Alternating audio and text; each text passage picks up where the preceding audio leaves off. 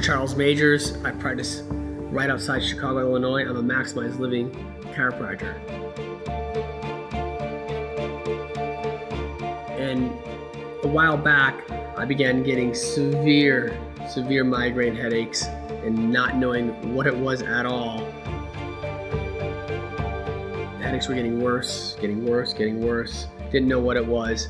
It went from getting headaches on a regular basis where I was passing out, couldn't take care of people anymore, to literally waking up in the morning and not being able to actually go into the office to take care of people. I'd have to stay home for 2 to 3 days, then I could get up and move. And not knowing what it was, I went into a natural doctor who looked and diagnosed me with Lyme disease. The Lyme came back clear. Something else was going on. Because I don't go to doctors much, or I know it's for crisis care, I never thought I was in a crisis. As they got more severe, as I couldn't work very much anymore, as I was getting weak a lot, when it began affecting me as a father and as a husband, and it affected me, taking care of patients, that is when I finally said it's time to look a little bit more in depth of what's going on.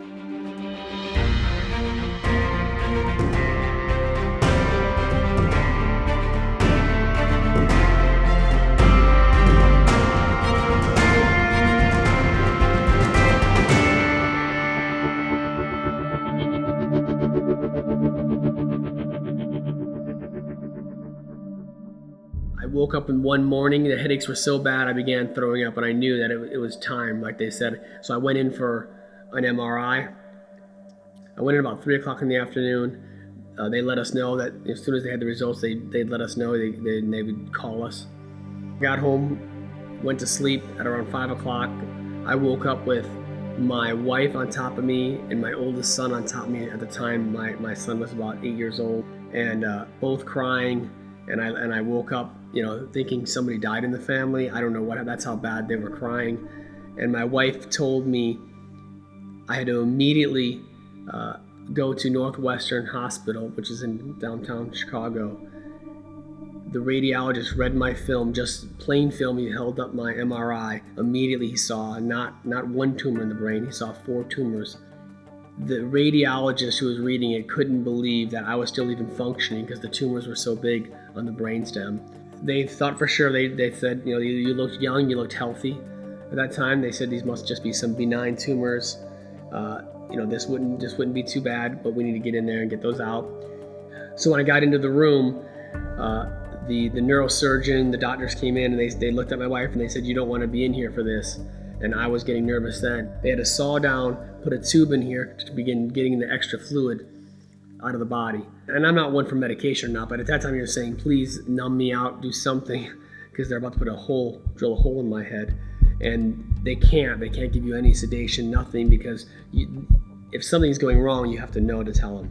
They said, well, we need to get you prepped for surgery. All we need to do is go in there and remove those tumors, and you should be okay. I woke up not too much longer later, and I remember them just all sitting there, and it looked like somebody had died. My wife's crying, family's crying, but they're all trying to hold it back, and no one was saying anything to me. I had a tube down my throat from the surgery, I had a tube coming out of my head, and no one was telling me anything at that time. The neurosurgeon who was going in there began to cut on the first tumor, and as soon as he started cutting, it started bleeding. In that moment, he said, "This is no longer a benign tumor, it's cancer." The bad news is, this isn't just brain cancer, it's metastasized, it's in your bone marrow, 37% of your blood is making cancer. He said, there is no cure, there's not much hope for this. I remember the day before I left, I got real sick. And he said, well, they found tumor in your nose. He went to make a phone call, and he came back and he said something about the chemo. And I said, why are you talking about chemo? And he said, honey, you've got cancer. And I looked at him. I remember I pointed a finger at him. I said, you are a liar. And he looked at me, and I said, how do you know I have cancer? you told me that it will be Monday before you find out anything, and you just took out the tissue from my nose. And then he said, honey, I can't wait. We can't wait till Monday. April 25th, 2010, that's when I got diagnosed with cancer, which is they call nasopharyngeal cancer. It's behind my sinus. And it was like right there touching my skull, and they're afraid that it's gonna go into my brain. So it was kind of shock when I first found out.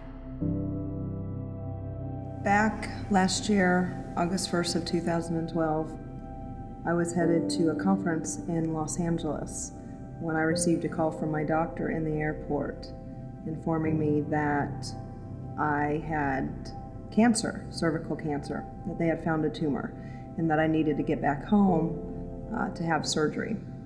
When I was diagnosed with the cancer, that pretty much threw me for a loop, and that began a huge journey for me in my life.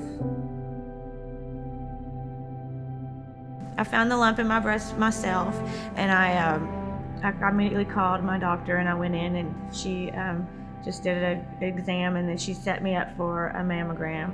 So I went and had a mammogram, and they were pretty. They said it was really suspicious. It's really suspicious, and so they set me up to have a biopsy with a surgeon. And the first biopsy I had, and it came back negative, and the surgeon was just like, I really think it's cancer. I want to do it again. I want to do a deeper biopsy. About 2.5 years ago, I was diagnosed with smoldering multiple myeloma. I got a feel for it when I called my oldest daughter. She's an oncologist, and she didn't give me any numbers, but just her reaction let me know that I was facing a serious challenge. In my research, typically when you're diagnosed with smoldering multiple myeloma, it will progress into multiple myeloma, and the lifespan that they usually outline for you is 5 to 7 years. I had chemo in the morning. In the afternoon, I had to go downstairs to get my radiation. The doctor talked to me that I would need to have a tube put in because I won't be able to eat. And I asked him, and I said, why do you have to do chemo and radiation at the same time? And he said it was very aggressive. I didn't think about the side effect, after the treatment. One of the things that I knew that I wasn't going to do was have chemo and radiation. I've known enough through studying that chemo and radiation was just not an option. He was already saying, prepare yourself. We're going to go through radiation. You're going to go through menopause. You're going to go. We just have to decide if we want to do chemo first or radiation first, and then you're going to be on tamoxifen for probably 5 years. And he was just laying out the whole thing before we even knew to the extent or if it even was cancer or not.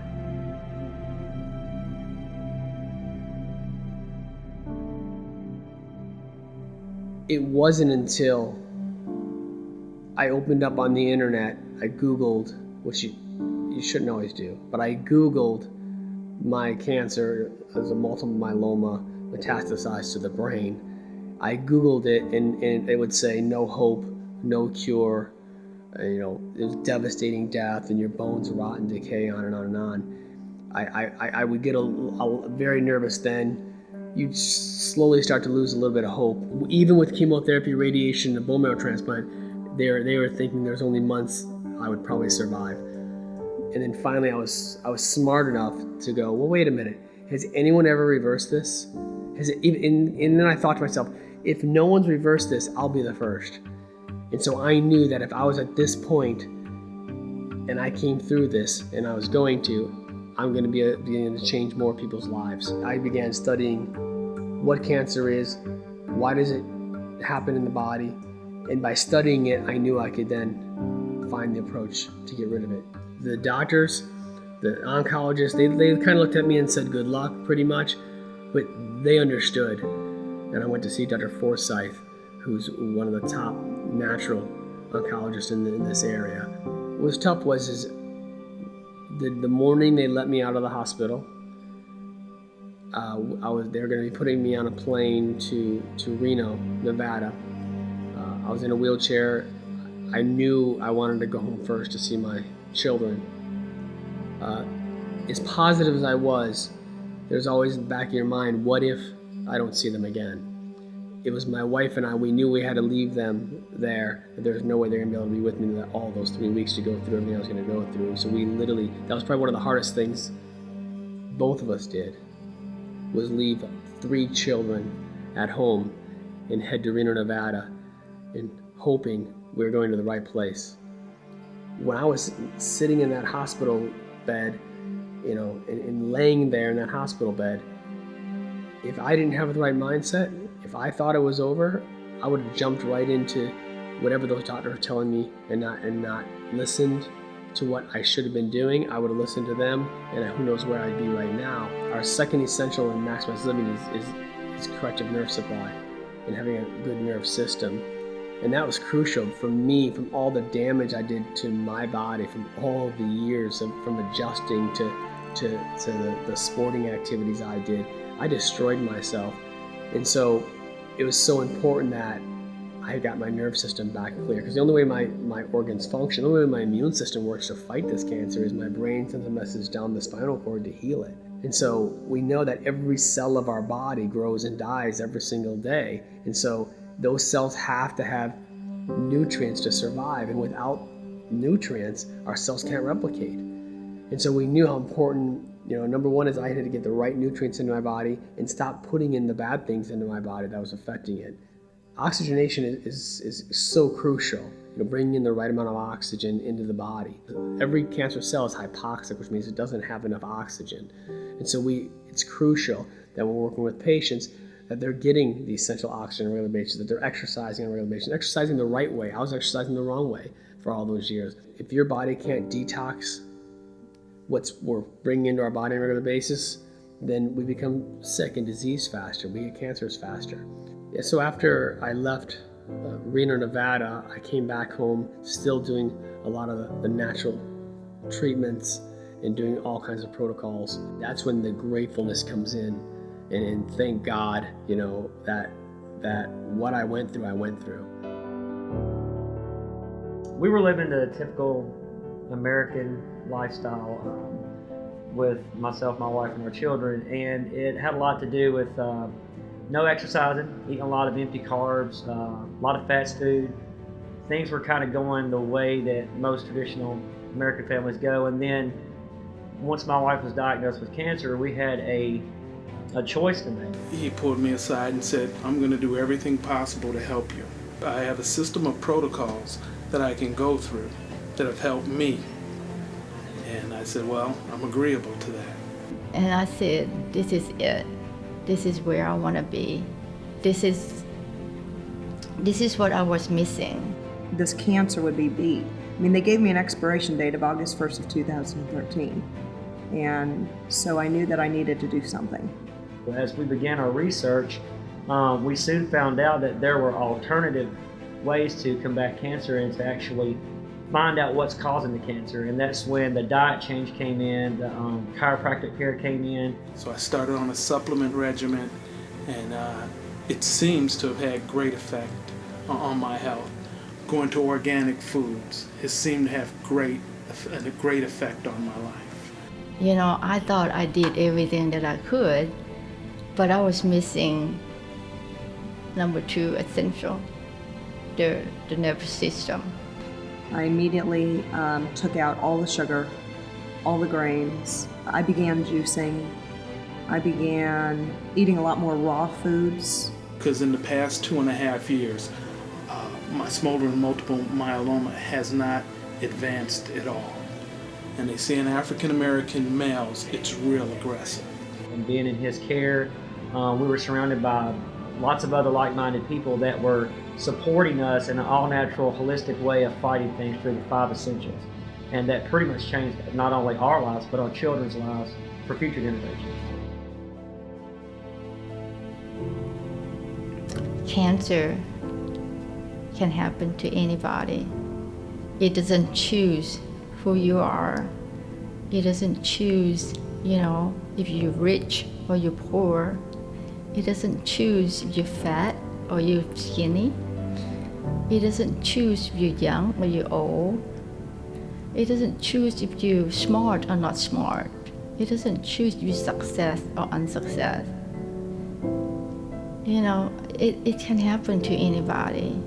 If anybody that, watching and listening, and if they, don't think that they're gonna get cancer, they have to think again. I can remember being in the hospital, and they would say, you're gonna be up on stage again speaking and telling everyone how you reverse this. 2 years after I was diagnosed, you can see right there, I was in London at the Olympics, and right now, sitting here now, it's been now 3 years, and I'm still working just as hard as I did from the first day I left that hospital. And so this is something I'll do probably for the rest of my life, because if I slow down on this once and stop living the lifestyle I'm living now, there was always that chance, could it ever come back again? And I'm never going to let that happen. I mean, when I'm speaking at Maximize Living seminars and meeting doctors from all over, from Puerto Rico and all over Canada and United States, every time you're hearing how lives are being saved and changed from this book. And so, again, I always say that everything I went through was making it worth it now, more than ever.